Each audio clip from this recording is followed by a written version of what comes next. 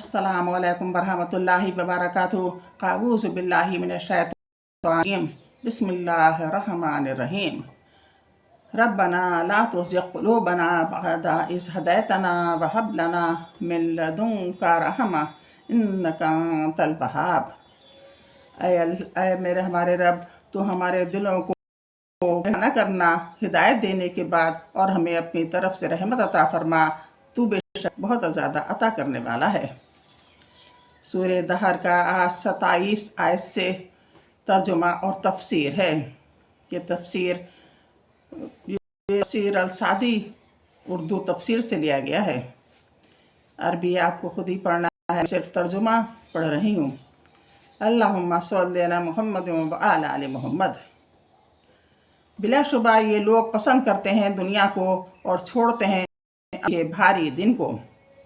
27 आयत का ये तर्जुमा था। तफसीर रसूल, आपको झुटलाने वाले ये लोग इसके बाद कि इनके सामने खोल खोल कर आयात बयान की गई, इनको तरगीब दी गई, इनको डराया गया, इसके बावजूद इसने इनको कुछ फ़ायदा ना दिया, बल्कि वो हमेशा तरजीह देते रहे दुनिया ही को और इसी पर मुतमईन रहे। यानी वो अमल छोड़ देते हैं और महमिल बन जाते हैं।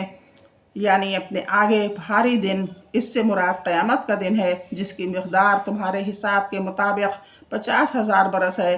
अल्लाह ताला का इरशाद है, काफिर कहेंगे कि ये बहुत ही मुश्किल दिन है, गोया कि वो सिर्फ दुनिया और दुनिया के अंदर क़याम करने के लिए पैदा किए गए हैं। 28 आयत का तर्जुमा, हम ही ने पैदा किया इन्हें और मजबूत किए हमने इनके जोड़, और जब हम चाहें बदल कर ले आए इन जैसे लोग और तब्दील करके, और जब हम चाहें बदल कर ले आए इन जैसे और लोग तब्दील करके।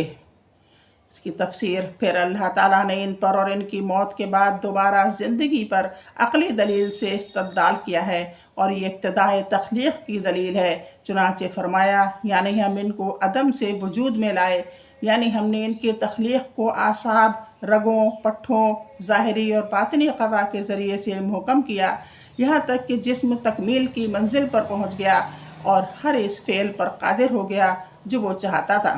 बस वो हस्ती जो इन्हें इस हालत पर वजूद में लाई है, वो इनके मरने के बाद इनको जज़ा और सज़ा देने के लिए इन्हें दोबारा ज़िंदा करने पर कादिर है। और वो हस्ती जिसने इस दुनिया में इनको इन मराहल में से गुजारा है, इसकी शान के लायक नहीं कि वो इनको बेकार छोड़ दे।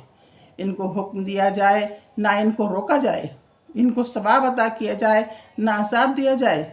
बिना बरी फरमाया इनके बदले इन्हीं की तरह के और लोग ले आए, यानी हमने इन्हें रोज़ क़यामत दोबारा उठने के लिए तख्लीक़ किया है। हमने इनकी यानी इनकी नफूस और इनके अमसाल का आदा किया। हमने इनके अयान, इनके नफूस और इनकी अमसाल का अयादा किया। 29 आयत का तर्जुमा, इन्ना हाज़िही तज़किरा फमन शाअ इत्तख़ज़ इला रब्बिही सबीला। बिलाशुबा ये एक नसीहत है, सो जो चाहे वो पकड़े अपने रब की तरफ रास्ता। की तफसीर, ये एक नसीहत है, यानी इससे मोमिन नसीहत हासिल करता है। इसके अंदर जो तख़फ़ीफ़ तरग़ीब दी है, इससे फ़ायदा उठाता है। बस जो चाहे अपने रब की तरफ रास्ता इख्तियार कर ले, यानी वो रास्ता जो इसके रब तक पहुँचाता है। अल्लाह ताला ने हक़ और हिदायत को पूरी तरह वाज़ा कर दिया और लोगों पर हुज्जत कायम करने के लिए इनको इख्तियार दे दिया कि वो चाहें तो हिदायत के रास्ते पर गामज़न हो, और अगर चाहें तो इससे दूर भागें। 30वीं आयत का तर्जुमा, और नहीं चाहते तुम मगर ये कि चाहे अल्लाह ही, यकीनन है अल्लाह खूब जानने वाला, खूब हिकमत वाला। और तुम कुछ भी नहीं चाह सकते मगर जो अल्लाह को मंजूर हो। बेशक अल्लाह ताला की मशीयत नाफिज़ है, बेशक अल्लाह जानने वाला, हिकमत वाला है। हिदायत याब के हिदायत और गुमराह की गुमराही में अल्लाह ताला की हिकमत पोशीदा है। 31 का तर्जुमा, वो दाखिल करता है जिसे चाहता है अपनी रहमत में, और जालिम इसने तैयार किया है इनके लिए अज़ाब दर्दनाक। वो दाखिल करता है जिसे चाहता है अपनी रहमत में, और जालिम इसने तैयार किया है इनके लिए अज़ाब दर्दनाक। اس کی تفسیر: وہ جس کو چاہتا ہے اپنی رحمت میں داخل کر دیتا ہے، بس اسے اپنی عنایت سے کوشش کرتا ہے، اسے سعادت کے اسباب کی توفیق سے نوازتا ہے اور سعادت کے راستوں کی طرف اس کی رہنمائی کرتا ہے۔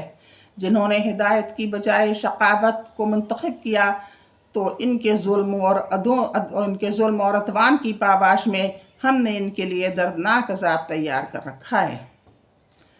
یہاں سے سورہ دہر کا تفسیر اور ترجمہ ختم ہو گیا۔ اب سورہ مرسلات کا شروع ہو رہا ہے۔ سورہ مرسلات یہ 29ویں سپارے کی آخری سورت ہے۔ بسم اللہ الرحمن الرحیم۔ اللہم صلی علی محمد وعلی آل محمد۔ ترجمہ: سورہ مرسلات: قسم ہے ان ہواؤں کی جو ہیں متواتر، پھر ان ہواؤں کی جو تند و تیز چلتی ہیں طوفان بن کر، اور ان ہواؤں کی جو پھیلاتی ہیں بادل و بارش کو پھیلانا، پھر ان فرشتوں کی جو جدا کرنے والے ہیں حق و باطل کو جدا کرنا، پھر ان فرشتوں کی جو ڈالنے والے ہیں عذر ختم کرنے یا ڈرانے کے لیے۔ یقیناً جس قیامت کا تم وعدہ دیے جاتے ہو وہ ضرور واقع ہونے والی ہے۔ بس جب ستارے مٹا بے نور کر دیے جائیں گے، اور جب آسمان پھاڑ دیا جائے گا، اور جب پہاڑ اڑا دیے جائیں گے، اور جب رسول معین وقت پر جمع کیے جائیں گے، کہا جائے گا کس دن کے لیے یہ مؤخر کیے گئے تھے؟ فیصلے کے دن کے لیے۔ اور کس چیز نے خبر دی آپ کو؟ کیا ہے فیصلے کا دن؟ ہلاکت ہے اس دن جھٹلانے والوں کے لیے۔ یہ 1 سے 15 آیت تک کا ترجمہ ہے سورہ مرسلات کا۔ اب سورہ مرسلات کی تفسیر 1 آیت سے 15 آیت تک۔ اللہ تبارک و تعالیٰ نے قیامت کے روز اور اعمال کی جزا اور سزا پر فرشتوں کی قسم کھائی ہے۔ وہ فرشتوں کو اللہ تعالیٰ کو فی قدری معاملات، تدبیر کائنات، شرعی معاملات اور اپنے رسولوں پر وحی کے لیے بھیجتا ہے۔ المرسلات سے حال ہے، یعنی ان کو محض ناشائستہ اور بے فائدہ کام کے لیے نہیں بھیجا گیا، بلکہ ان کو عرف یا حکمت اور مصلحت کے ساتھ بھیجا گیا ہے۔ اس سے بھی مراد فرشتے ہیں جن کو اللہ تعالیٰ بھیجتا ہے۔ ان کا وصف یہ ہے کہ وہ اللہ تعالیٰ کے حکم کو تیز ہوا کی مانند جلدی سے آگے اخذ کرتے ہیں، اور نہایت جلدی سے سرعت سے اس کے احکام کو نافذ کرتے ہیں۔ یا اس سے مراد سخت ہوائیں ہیں جو نہایت تیز چلتی ہیں۔ اس میں ایک احتمال یہ ہے کہ اس سے مراد فرشتے ہوں کہ انہیں جس چیز کا انتظام پر مقرر کیا گیا ہے اس کو پھیلاتے ہیں، یا اس سے مراد بادل ہے جس کے ذریعے سے اللہ تعالیٰ زمین کو سرسبز کرتا ہے اور اس کے مردہ ہو جانے کے بعد اس کو دوبارہ زندگی عطا کرتا ہے۔ اس سے مراد وہ فرشتے ہیں جو افضل ترین احکام کا القاء کرتے ہیں۔ یہ وہ ذکر ہے جس کے ذریعے سے اللہ اپنے بندوں پر رحم کرتا ہے۔